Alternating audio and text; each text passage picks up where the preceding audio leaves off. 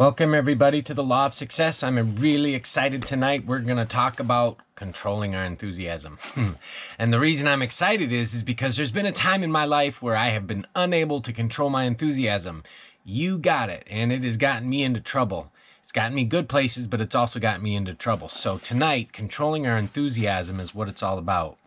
In our last chapter, Positive Mental Attitude, it talked about how having self-control and controlling our enthusiasm is going to be key points to our success. So with that, we want to go ahead and move forward in our discussion.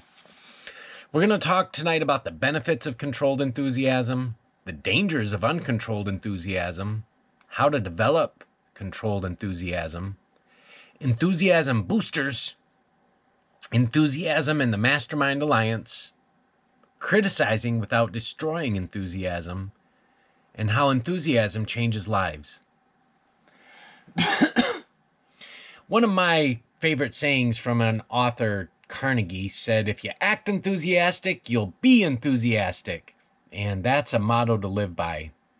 Enthusiasm bears the same relationship to your positive mental attitude and your progress towards success as gasoline to a car's engine. It is the fuel that drives things forward.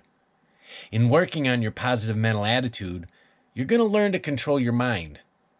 And I think I've controlled my mind, and that's why I've been able to control my enthusiasm lately. And this same control can be used on your enthusiasm. See, there you go. So that it is continuously fed into the cylinders of our mental engine, where it is ignited by the spark of our definite purpose and explodes, pushing the pistons of applied faith and personal initiative. Boy, if we could just draw a picture of that, huh?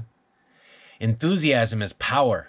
With faith, it can transform adversity, failure, and temporary defeat into action. This transmutation depends on our control of our thoughts, for they can just as easily be expressed negatively as positively by controlling our enthusiasm.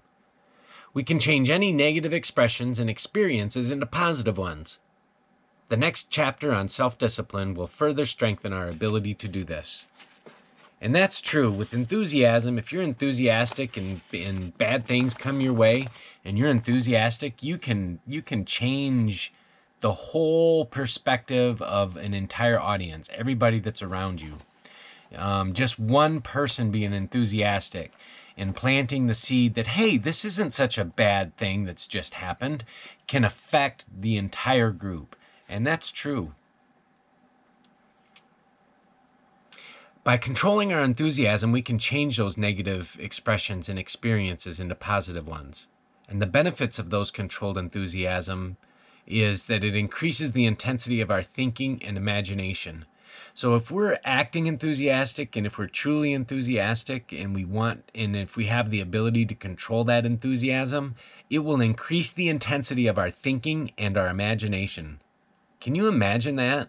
Being enthusiastic, piping up your mind, go ahead and think.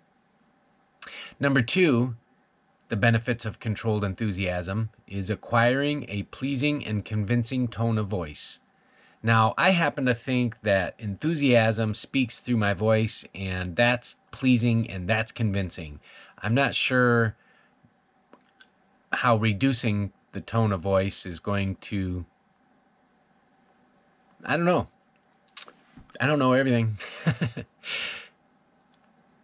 Another benefit of controlled enthusiasm, it's going to reduce the drudgery in our work. And sure enough, it sure will. It'll reduce the drudgery. You'll have a more attractive personality. I think that I went through life with too much enthusiasm, and it did affect my personality was affected. It wasn't as attractive as it could have been. I was over the top enthusiastic. So yeah, I think there's a lot to be said for controlling your enthusiasm. Gain self-confidence. If you act enthusiastic, you'll be enthusiastic. And if you're going to act enthusiastic and be enthusiastic, you're going to gain that self-confidence. You'll strengthen your mental and your physical health. You'll build your personal initiative because there won't be those barriers stopping you in your mind. You're going to have all that enthusiasm that's going to blow right past those barriers. You're going to overcome physical and mental fatigue. you're going to spread your enthusiasm to others. And that's going to have a effect because it's contagious. So we'll keep going. Enthusiasm stimulates our subconscious in much the same way that positive mental attitude does. By filling our conscious mind with enthusiasm, we impress upon our subconscious that our burning obsession and our plan for obtaining it are certain things.